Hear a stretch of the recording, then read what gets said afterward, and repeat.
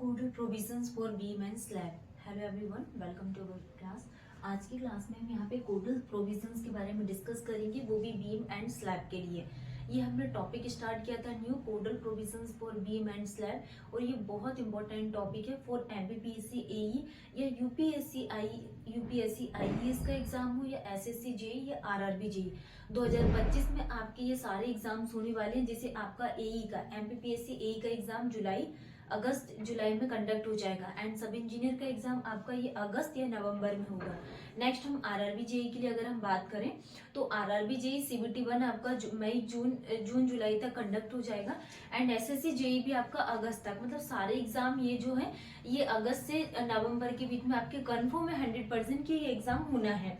ठीक है, तो इसके लिए हमें क्या करना है, हमारा जो भी सिलेबस है हमें कंप्लीट करना है, एंड सिलेबस के साथ साथ हमें क्या क्वेश्चंस प्रैक्टिस करना है, एंड इसके जो भी पीवाईक्यूज है सारे पीवाईक्यूज को सॉल्व करना है, एई जेई सारे स्टेट के। ठीक है, तो इससे क्या है आपको ये चीज पता चल जाएगी कि हाँ किस तरीके के न्यू क्वेश्चंस एग्जाम में फ्रेम हो रहे हैं। ठीक है, तो आज हम यहाँ पे डिस्कस करेंगे codal provisions for beam and slab. इसकी हमने यहाँ पे 2-3 क्लासेस भी पढ़ लिए थे, जनरली इफेक्टिव बीम्स के बारे में, फॉर्मुलेस भी। ठीक, तो आज हम पढ़ने वाले हैं for negative movement tension reinforcement. अगर कोई बीम है उसमें टेंशन रेनफोर्समेंट आ रहा है तो हम नेगेटिव मूवमेंट को कैसे फाइंड आउट करेंगे। For negative movement tension reinforcement के लिए क्या डेफिनेशन आ जाएगी, at least 1/3 of total reinforcement, कम से कम जो 1/3 टोटल रेनफोर्समेंट है should be provided at all supports. जो भी यहाँ पे जैसे फॉर एग्जांपल के लिए बीम है, बीम के जो सारे सपोर्ट्स हैं इसमें हम कम से कम कितना टोटल रेनफोर्समेंट प्रोवाइडेड करेंगे, 1/3 टोटल रेनफोर्समेंट को प्रोवाइडेड करेंगे। Eight least 1/3 of total reinforcement should be provided at all support extend beyond the point of inflection. Point of inflection क्या होता है, जहां पे जो शेयर रेनफोर्समेंट की शेयर फोर्स हमारा क्या रहता है, 0 होता है, तो उस पॉइंट को क्या बोला जाता है, point of inflection. For a distance of not less than, और वो भी डिस्टेंस कितनी आ जाएगी, distance should not less than D, और कितनी आ जाएगी 12 और इसी को ही हम क्या बोल सकते हैं 1/16 of clear span which ever is larger. तो ये पॉइंट आपको ध्यान रखना है। पॉइंट ऑफ इन्फ्लेक्शन बहुत पूछा जाता है एग्जाम में कि कितनी इसकी डिस्टेंस ली जाती है, तो नॉट लेस देन डी 12 और 1/16 of clear span which ever is larger. अब एक बार एमपीपीएससी एई में क्वेश्चंस आया हुआ है और कंफ्यूजन ने किन पॉइंट में किया था, लार्जर और स्मॉलर में कंफ्यूज किए थे। तो वैल्यू आपको ध्यान रखना है कि विच एवर इज लार्जर होगा। ठीक है, नेक्स्ट हम बात करने वाले हैं कवर के लिए। जैसे कि अगर हम यहाँ पे कोई इंडस्ट्रियल बिल्डिंग्स वगैरह है, इसमें हम कम से कम मिनिमम ग्रेड ऑफ कंक्रीट कितनी यूज करते हैं, एंड नॉमिनल कवर कितने का यूज किया जाता है, एंड जो एनवायरमेंटल कंडीशंस रहेंगे उसके अकॉर्डिंग हम कितनी क्या ग्रेड यूज करते हैं। तो सबसे फर्स्ट नंबर पे अगर हम यहाँ पे एनवायरमेंटल कंडीशंस की बात करें तो कौन कौन सी एनवायरमेंटल कंडीशंस होती है, जैसे कि mild, moderate, severe, very severe, extreme और क्या होती है वेरी वेरी सीवियर की conditions.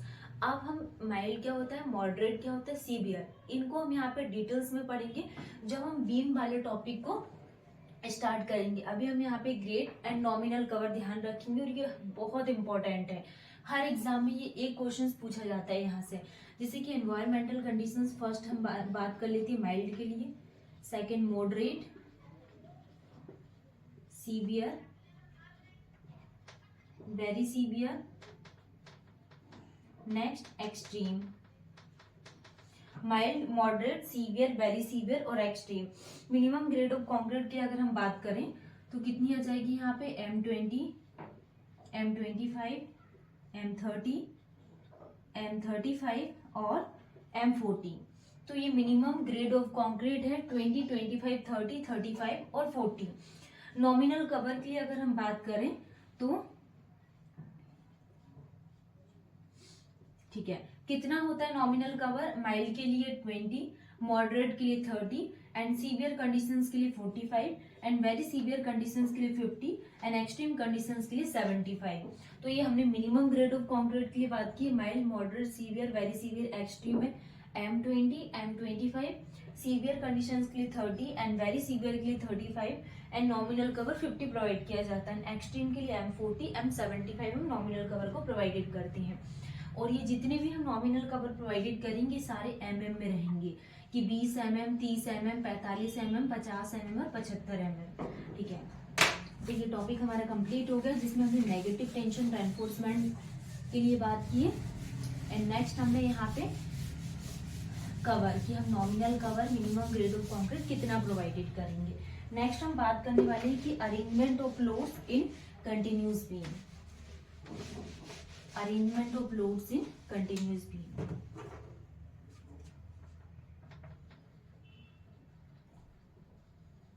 Arrangement of loads in continuous beam, loads in continuous beam. ठीक है, तो हम सबसे पहले बात करने वाले हैं for maximum span movement, for maximum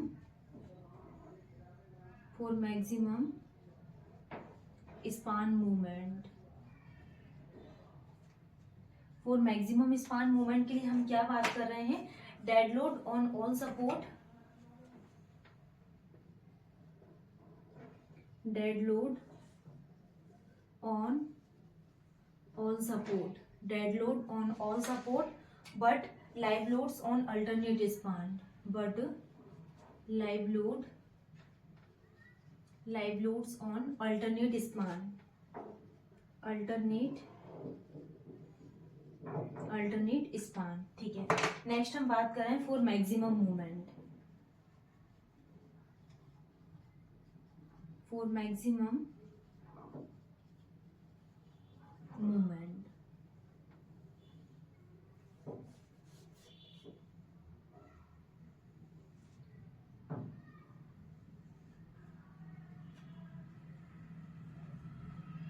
for maximum movement के लिए हम क्या बात करने वाले हैं, dead load on all supports, dead loads on all supports, dead loads on all spans, dead loads on all spans but live loads on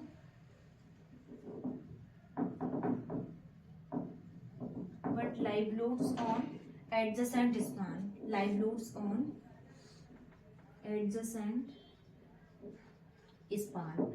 ठीक है, तो ये वैल्यूज आपको ध्यान रखना है कि अगर हम यहाँ पे arrangement of loads in continuous beam के लिए बात कर रहे हैं तो कंटिन्यूअस बीम में जब भी हम यहाँ पे लोड का अरेंजमेंट करेंगे तो ये दो टाइप से होते हैं।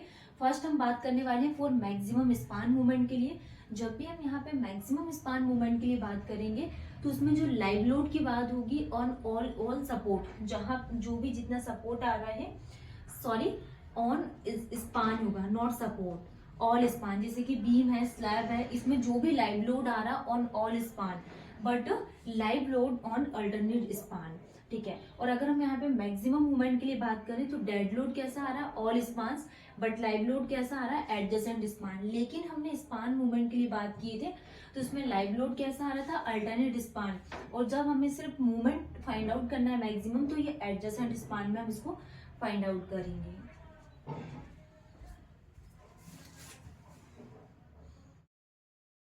नेक्स्ट हम बात करने वाले हैं codal provisions for beam and slab में, जैसे कि dead load and imposed load की वैल्यू क्या होती है, तो टाइप्स ऑफ लोड। फर्स्ट हम यहाँ पे टेबल डिस्कस करेंगे, टाइप ऑफ लोड्स। ठीक है, type of loads and at end support, at end support. ठीक, एट एंड सपोर्ट। नेक्स्ट हम at support next to the end support, at support next to the end support, next to the end support, next to the end support, and at all other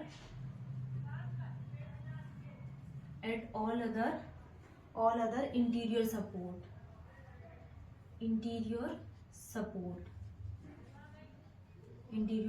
ठीक है। तो इस प्रकार से आपको value outer side और inner side, इसमें दो वैल्यूज आपको ध्यान रखना है। First is the outer side and second is the inner side, outer side and inner side. Next हम वैल्यूज के लिए बात करेंगे dead load and imposed load. Dead load and imposed load. Dead load और इम्पोज्ड लोड कितना लिया जाता है, फिक्स्ड। नेक्स्ट हम बात करने वाले इम्पोज्ड लोड।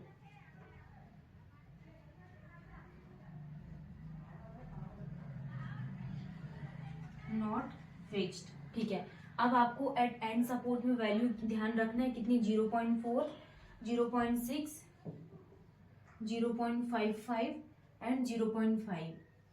नेक्स्ट हम बात करने वाले हैं ये इम्पोज्ड लोड 0.45, 45, 0.6, 0.6 एंड 0.6, ठीक है। तो हमने बात की वैल्यूज के लिए कि types of loads at end support, कि एंड सपोर्ट में कितनी क्या वैल्यूज है at end support next to the end support. At support और जो नेक्स्ट जो सपोर्ट है उसके एंड सपोर्ट जैसे कि आउटर साइड और इनर साइड में क्या वैल्यूज होगी at all other interior supports के लिए। जैसे अगर हम यहाँ पे डेड लोड और इम्पोज्ड लोड के लिए बात करें जो फिक्स है, डेड लोड भी फिक्स्ड है और इम्पोज्ड लोड भी फिक्स है। इसके लिए एट एंड सपोर्ट में 0.4 एंड आउटर साइड में 0.6, इनर साइड में 0.55, at all other interior support में 0.5। नेक्स्ट हम बात करने वाली इम्पोज्ड लोड के लिए। इम्पोज्ड लोड में एट एंड सपोर्ट में 0.45, at support next to the end support में 0.6 और इनर साइड में कितना आ जाएगा 0.6 and at all other interior support में कितना आ जाएगा 0.6। तो ये वैल्यू आपको ध्यान रखना है टाइप ऑफ लोड्स के लिए। डेड लोड इम्पोज्ड के लिए हम क्या वैल्यूज प्रेफर करते हैं। नेक्स्ट हम बात करने वाली है कि type of load span movement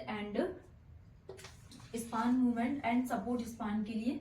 support movement के लिए हम क्या क्या वैल्यूज को कंसिडर करते हैं। अभी तक हमने जो भी वैल्यूज पढ़े थे जैसे कि कवर के लिए environmental conditions, minimum grade of concrete, nominal cover, ये बहुत इंपॉर्टेंट था, ये चार्ट आपको ध्यान रखना है।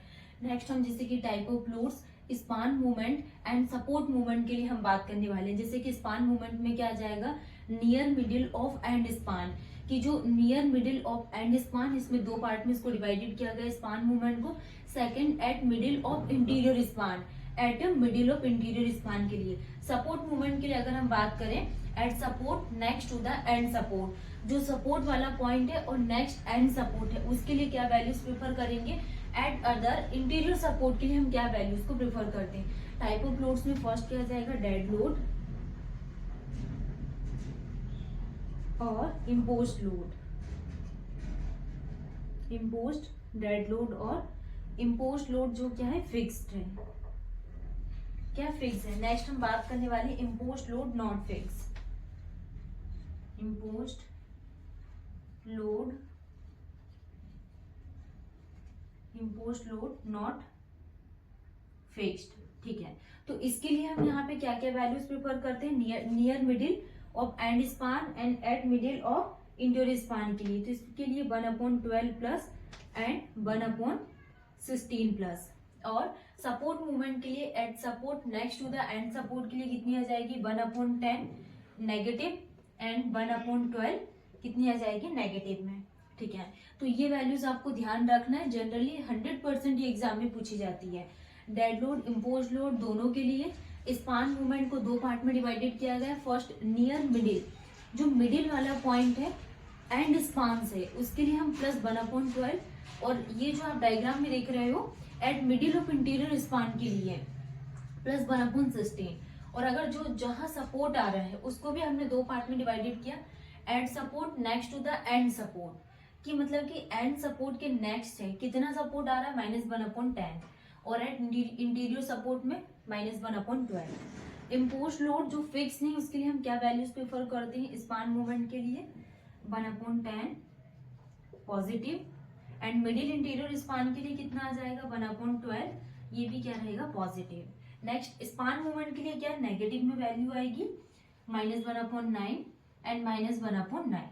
तो ये वैल्यू बहुत इंपॉर्टेंट है, दोनों चार्ट्स आपको ध्यान रखना है जो अभी हमने डिस्कस किए types of load span movement and support movement के लिए, और जो प्रीवियस डाटा हमने डिस्कस किया था एट एंड सपोर्ट में क्या वैल्यूज आएगी।